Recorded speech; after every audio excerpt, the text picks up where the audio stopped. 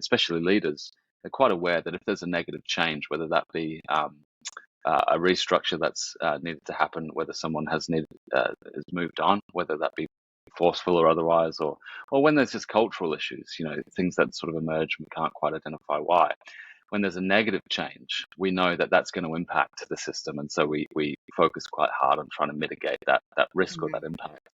But even positive changes will reshape things. You add anything into an ecosystem, and everything has to take time to adapt. And so, looking at organizations as adaptive, as generative, as kind of living organisms helps people to, I think, conceptualize what's going on, because a lot of people walk into work months after significant changes and they just feel something's wrong, something's not quite right. I can't put my finger on it.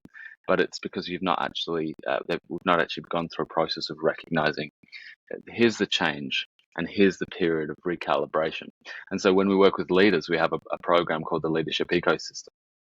And we spend 2 years with leaders trying to embed a system approach to leadership, in that it's almost like you're training people to have these eyes to see all parts of the system, because leaders will often work very closely with the team that they're responsible for and also the team that they report to. So that you kind of have those two major teams.